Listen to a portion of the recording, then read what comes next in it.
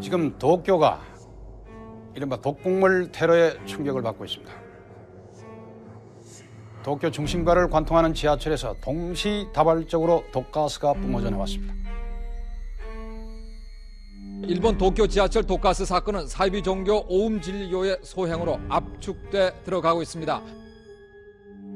사건이 발생한 날짜가 95년 3월 20일이에요. 근데 당시 월요일이었다고 하고 일본 사람들이 가장 많이 이제 출근하는 러시아워 시간대를 이제 범행 시간으로 선택을 했어요. 이때 이 무라카미 하루키가 이 사건 있고 나서 2년 후에 이제 피해자들을 인터뷰하면서 엮은 책이 있어요. 언더그라운드. 그 책에 보면은 이런 얘기가 있어요. 때는 95년 3월 20일 월요일, 기분 좋게 맑게 갠 이른 봄날 아침이었다. 어느 때처럼 혼잡한 지하철에 몸을 싣고 회사로 향한다. 평소와 다를 것 없는 지극히 평범한 아침이었다. 가발을 쓰고 가짜 수염을 붙인 젊은 남자 5명이 뾰족하게 갈아둔 우산꼬챙이로 기묘한 액체가 든 비닐봉지를 찌르기 전까지는 이 기묘한 액체라는 것은 이제 살인가스를 얘기하는 것이고요. 당시에 사람들이 어떤 일이 일어난지 몰랐죠. 사람들이 너무 호흡하기 힘들고 뭐 코와 귀에서 막 피가 나고 뭐 영문도 모른 채 무조건 이제 지상으로 올라가죠.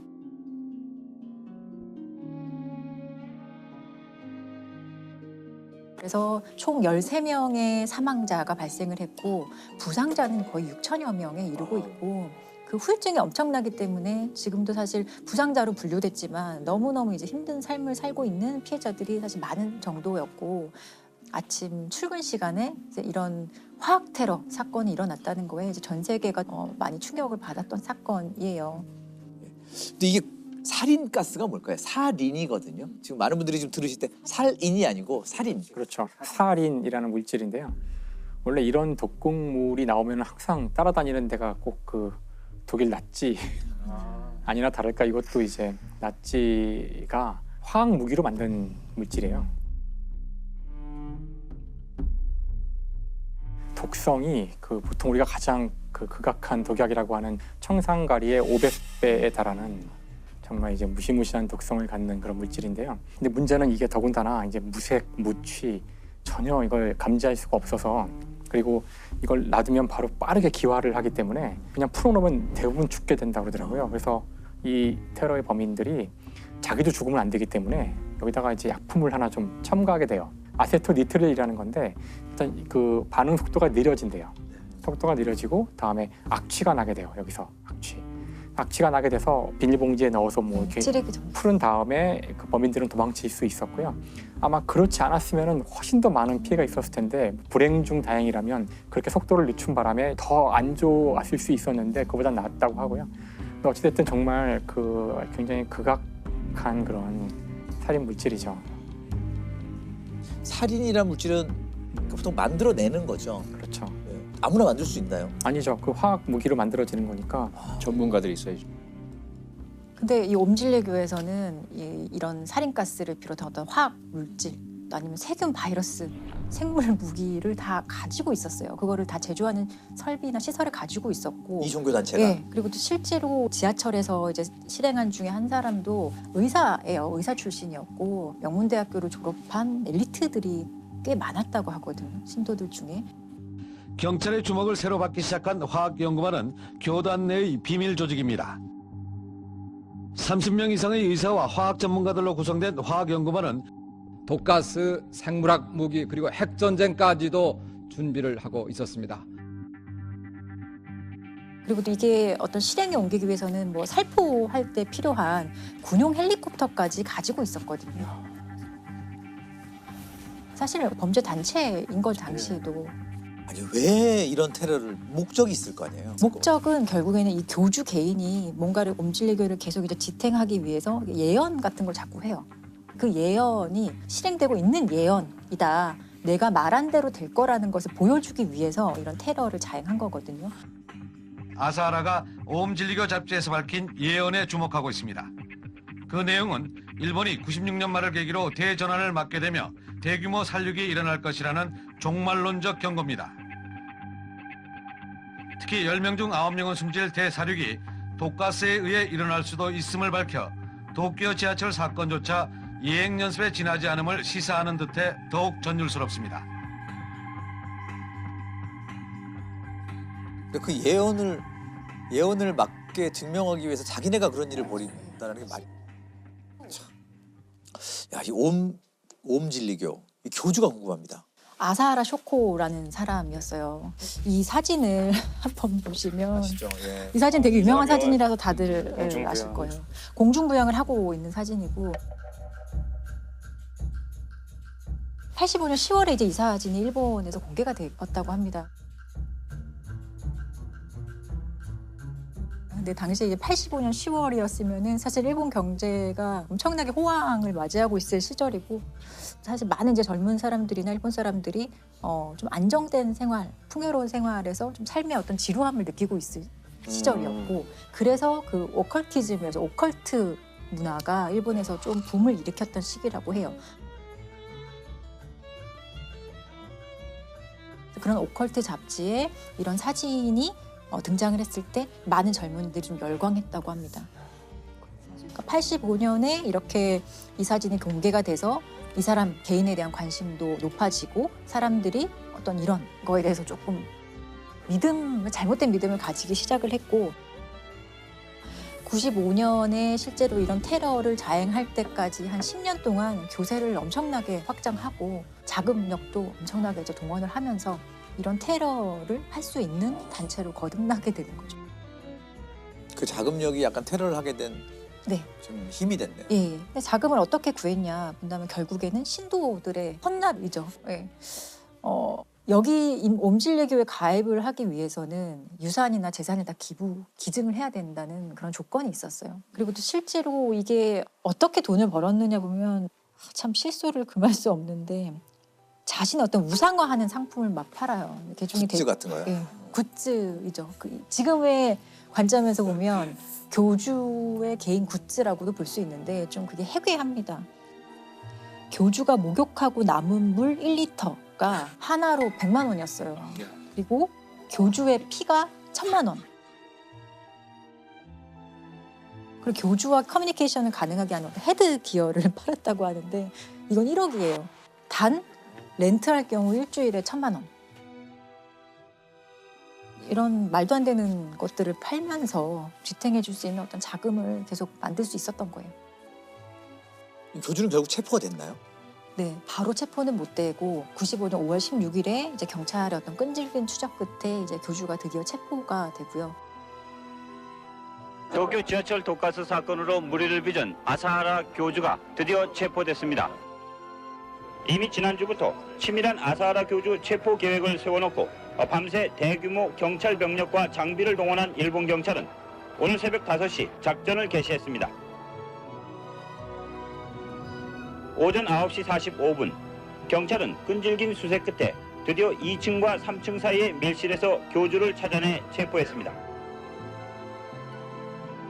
교주를 잡고 보니 사실 과거에도 여러 가지 범죄에 연루됐던 것들이 많았던 거예요. 특히나 그 옴질리교가 사실 이 정도 확장을 하는 과정에서 피해를 입은 사람들이 있기 마련이잖아요. 그래서 그런 피해자들을 모아서 도와주는 어떤 변호사가 있었다고 하는데 피해자들을 도와주는 것을 방해하기 위해서 이 변호사 일가족을 살해하고 암매장하는 사건도 있었고요. 또 옴질리교의 일부 지회를 이제 없애는 그런 재판 소송이 있었는데 그 소송을 담당하는 판사를 이제 살해할 목적으로 그때도 이제 살인가스를 살포해서 7여 명이 사상한 사건이 있었어요. 이것 외에도 20건 정도의 다른 범죄도 이제 밝혀지게 되는 거죠.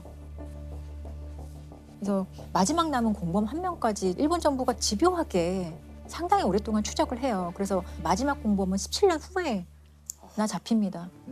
그리고 이 사건으로 480여 명을 검거하고 실제 재판으로 넘겨진 인원은 190명 정도가 이제 기소가 엄청 실제로 큰 돼요. 사건이네요. 네. 그래서 이게 사람들이 더 놀랐던 게 이제 이렇게 사람들을 검거해보고 경찰서 앞에 포토라인에 서고 이랬던 사람들 중에 대다수가 다 어느 정도 사회에 어느 정도 기반 잡은 사람들. 성실한 의사였거나 평범한 회사원들이 많았던 거예요. 그래서 사람들이 뭔가 좀 사회에 적응하지 못하는 사람들이 자행했을 테러라고 생각했지만 실상은 전혀 그렇지 않았다는 거에 사람들이 한 번 더 놀라게 됩니다. 정말 평범한 사람들이 좀 믿기지 않습니다. 그렇죠? 그러니까 옴진리교를 통해서만 이 세상을 구원할 수 있다. 핵전쟁이나 뭐 인류 멸망 이런 것들을 항상 얘기하면서 신도들에게 어떤 공포심을 자극했다고 해요. 그러니까 막연하게 공포심을 느끼게 하고 주변과 단절을 시키는 과정에서 더욱더 이 믿음을 이제 강화하는 그런 작업을 했던 거죠. 그래서 그 재판이요. 최종적으로 2011년 11월에 이 교주를 포함한 주동자 13명에 대해서 사형 판결이 확정이 되거든요. 그리고 사형이 실제로 집행이 되는데 집행되는 시점은 2018년 7월에 집행이 되고 총 사건 발생일로부터 사형 집행될 때까지 시간이 한 23년 정도 걸렸던 거예요. 그러니까 뭔가 인간의 좀 취약함을 파고드는 게 이런 잘못된 믿음인 것 같고 실제로 재판 과정에서 이제 교주를 제외한 다른 공범들은 나는 교주한테 세뇌당해서 이런 행동을 한 거다. 나는 심신미약이다. 라는 주장을 했었어요. 그렇겠죠. 근데 당연히 받아들여지지 않고 실제로 이들이 어떤 범행을 하면서도 위법성은 인식을 했을 것이고 그럴 때마다 스스로 자기 합리화를 했던 게 인류를 구원하는 일이다. 내가 하는 일은. 그런 식으로 오히려 본인들의 행동에 대해서 스스로 합리화를 하면서 이런 범행을 저질렀던 거죠. 우리나라에도 비슷한 사건이 있었죠. 우리나라에도 있었어요. 정말 이런 말도 안 되는 되게 웃으실 수도 있는데 진돗개를 숭상하는 모시는 진돗개교 사건이라고 있었어요. 진돗개교. 네, 2014년에 이제 일어났던 일인데 2014년 8월 14일에 수상한 아동 실종 신고가 경찰에 접수가 돼요. 아들을 잃어버렸다라고 막 울어요. 어떤 엄마가 와서. 근데 그 아이를 어디서 언제 잃어버렸습니까? 라고 물어보니까 아이가 잃어버린 시점이 이미 한 달이 지난 거예요. 그럼 그동안 신고 안 하고 뭐 했냐라고 물어보니까 내가 찾을 수 있을 거라고 생각했다라고 얘기하고 조금 수상한 얘기를 많이 해요. 그래서 경찰 입장에서도 단순 실종 사건은 아니겠다라는 생각으로 이 아이의 행방을 막 찾기 시작을 하거든요. 그래서 주변의 그 아동 보호시설 뭐 140여 군데도 조사를 해보고요. 엄마라는 최 씨 주변도 많이 탐문을 해요. 그런데 한 5개월 동안 계속 수사를 해봐도 전혀 어떤 혐의점이라든지 의심할 만한 부분을 결국 찾지 못해서 이 사건이 이제 미제로 남게 되거든요. 근데 미제로 남게 되었다가 2016년 2월에 이제 이 사건이 다시 이제 수면 위에 떠오르게 되게 돼요. 왜 떠오르게 되나요? 당시에 2016년 2월에 그 미취학 아동인데 뭐 실종된 아이들을 좀 집중적으로 조사를 했다고 해요. 근데 그 과정에서 실종 신고된 이 사건이 다시 이제 경찰이 보게 되고 이거는 단순 실종 신고가 아니겠다라는 판단에서 다시 한번 조사를 하게 돼요. 조사하는 과정에서 이 엄마 최 씨가 아이가 실종했다고 하는 시점을 전후해서 한 15일치의 그 휴대전화 통화 내역을 보는데 이상하게 그 통화의 상대방들이 강서구의 한 다세대 주택에 다 살고 있는 사람들이었던 거예요. 너무 이상하잖아요. 네, 그래서 그 다세대 주택을 살펴봤더니 사람들이 공동체 생활을 하고 있는 것 같은데 특별히 어떤 범죄 혐의점은 바로 찾을 수 없는 것 같았어요. 근데 그러다가 그 단체에서 탈퇴했다는 사람 하나를 만나게 돼요. 그래서 어렵게 경찰이 이 사람을 설득을 해서 어떤 일이 있었는지 확인을 하게 되는데 놀랍게도 이 사람이 증언하는 것은 2014년 7월에 한 아이가 있었는데 그 아이를 교주격인 A라는 사람이 폭행을 하다가 사망을 했고 야산에 묻었다라는 얘기를 합니다. 이 강서구 다세대 주택에 살고 있는 이 단체가 진돗개를 모시는 사이비 종교 집단이었던 걸로 밝혀지게 된 거예요. 악귀에 쓰였다면서 3살 아이를 때려 숨지게 하고 시신을 유기한 사이비 종교 집단이 범행 3년 만에 경찰에 붙잡혔습니다. 서울 주택가에서 공동체 생활을 하는 이들은 영물로 여기는 진돗개가 짖었다는 이유로 아이를 잔혹하게 숨지게 한 것으로 드러났습니다. 정체가 뭡니까 진돗개교? 진돗개교가 그냥 진돗개를 모시는 거예요, 한마디로. 진돗개가 거죠. 신인 건가요? 신인 거죠. 일종의 신인 거죠. 그러니까 진돗개한테 일단 다 존댓말을 해요. 먼저 내려가시지요 이런 식으로. 또 사당도 마련해 놓고 진돗개를 위한 어떤 의식을 거행을 하고 그리고 이 신도별로 각각 진돗개를 모시는 어떤 역할이 있었던 거예요. 어떤 사람은 진돗개의 어떤 수건을 빨아주는 사람, 앉는 사람, 그리고 뭐 목욕시키는 사람 이런 식으로 각각의 역할 분담이 있었고 동네 주민들의 어떤 증언을 들어봐도 오시는 모습이 누가 봐도 사실 보였던 거예요. 일단 이상하다라고 느꼈지만 사실은 뭐 딱히 어떤 범죄 혐의점은 없었기 때문에 이상한 사람들 예, 정도만. 그 정도로만 생각을 했던 거였는데 이제 알고 보니 그 진돗개를 숭상하는 그 잘못된 믿음을 가진 집단에서 아이를 학대하면서 이제 사망을 하게 한 사건을 이제 경찰이 찾은 거죠. 아이를 왜 학대했을까요? 처음에 진돗개가 아이를 보고 막 짖었다고 해요. 아이는 뭐 한 3살 정도 되는 아이였는데 그때 이제 진돗개 교회 교주 같은 사람이 진돗개가 이렇게 아이한테 짖는 거는 이 아이에게 어떤 귀신이 쓰여 있어서 그렇다. 이 귀신을 내쫓기 위해서 아이를 좀 때려야 한다라는 식으로 처음에는 가벼운 폭행으로 시작했다가 그 폭행 정도가 사실 당연히 심해질 수밖에 없거든요. 그리고 결정적으로 아이가 사망한 날이 2014년 7월 7일이었다고 하는데 그 당시에 아이가 좀 대소변을 못 가리고 계속 좀 칭얼대고 이러니까 좀 더 심하게 아마 때렸겠죠. 그렇게 돼서 아이가 갑자기 사망을 하고 그 과정에서 친엄마가 다 보고 있었어요. 친엄마는 가만히 있어. 친엄마는 아무런 뭐 말리거나 그런 것들을 전혀 하지 않았죠. 그런데 더 놀라운 것은 이 아들이 사망한 후에 이 사람들의 행동이에요.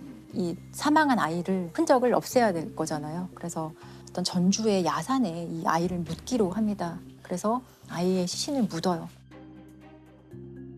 묻고 다시 집으로 왔는데 생각해보니 거기 멧돼지들이 많이 다닌다는데 멧돼지가 혹시나 아이를 묻어놓은 곳을 다시 파서 아이가 드러나면 어떡하지? 라는 그런 불안감이 엄습해왔나 봐요. 그래서 다시 이들이 내려가서 아이의 시신을 꺼내요. 그리고 그 자리에서 화장합니다. 아이의 시신을 불태워버리거든요. 그 과정에 엄마가 다 참여를 했어요. 그러니까 좀 믿기 어려운 일이지만 실제로 일어났었던 일이라는 거에 좀 충격적이죠. 이 엄마가 그럼 경찰에 왜 실종 신고를 했느냐. 그것은 그러니까 자기들의 범행이 발각되지 않도록 하기 위한 혹시나도 모를 수사에 대비한 어떤 그 혼선을 주는 그런 목적이었고. 실종 신고가 너무 늦은 거죠. 그렇죠. 이것까지 이 엄마는 이제 교주와 그 진돗개교 사람들이 시키는 대로 하게 됩니다. 근데 이들 처벌 어떻게 받았나요? 그 엄마 최 씨는 이제 10년 형이 선고가 되고요. 아이를 직접적으로 이제 학대해서 사망하게 한 사람은 13년 형이 선고가 되고. 그러니까 죄 질에 비해서는 어떻게 보면 형량이 적은 편인 것 같습니다. 좀 가슴 아픈 얘기네요. 이게 이렇게 좀 호맹당하잖아요. 이런 종교에 빠지는 심리가 뭘까요? 뭐 기본적으로 사실 사이비 종교에 빠지는 심리하고요. 사기 범죄에 속는 심리가 좀 유사한 메커니즘을 갖고 있어요. 앞서 옴진리교 같은 경우 겉으로 뭐 의사라든지 전문직 성공한 사람이라 하더라도 외형적으로 그럴 뿐이지 이 사람들의 마음속에는 결핍이 있어요. 해소하지 못한 그런 심리적인 문제가 있거든요. 여기 두 번째 상황적 요인이 겹치게 됩니다. 예를 들자면 뭐 옴진리교 같은 경우는 일본의 95년 당시의 그 시대 상황이 있고 거기에 전반적인 삶에 대한 의미의 상실이라든지 뭔가 새로운 돌파구를 찾는다든지 여기에 세 번째 이러한 상황을 노리는 이 범죄자들, 사이비 종교의 교주나 혹은 사기 집단이나 아주 촘촘하게 짜여진 전략이 들어갑니다. 처음에는 그냥 베풀어요. 당신 힘들지, 내가 들어줄게 라든지 또는 그들이 갖고 있는 어떤 자존감, 낮은 부분들, 인정받고 싶어하는 욕구를 건드려주죠.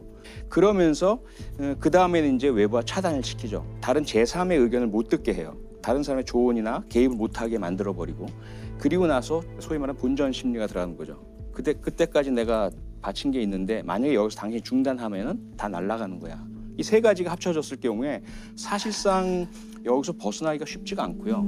이 세 가지를 다 와해시켜야만 피해를 막을 수가 있죠. 뭐 종교를 선택하는 것은 개인의 정말 어떤 신념이고 개인의 선택 문제이거든요. 본인이 판단 능력이 미약해서건 환경적으로 취약해서건 이런 종교를 선택하고 본인이 그렇게 살겠다고 하면 본인이 책임져야 될 문제거든요. 근데 정말 여기서 이제 문제가 되는 거는 이런 진돗개교 사건처럼 자신의 의사와 상관없이 아이 같은 경우나 의사를 표현할 수 없는 사람들이 그게 세상의 전부인 것처럼 살다가 이렇게 억울하게 죽는 사건이 꽤 있다는 거죠. 사회적으로 이들에 대해서 다른 시각으로 바라봐 줄 필요가 있을 것 같아요. 그냥 그런 가족을 둔 부끄러운 사람이 아니라 이 사람들도 피해자들일 수 있다라는 생각이 좀 들었어요.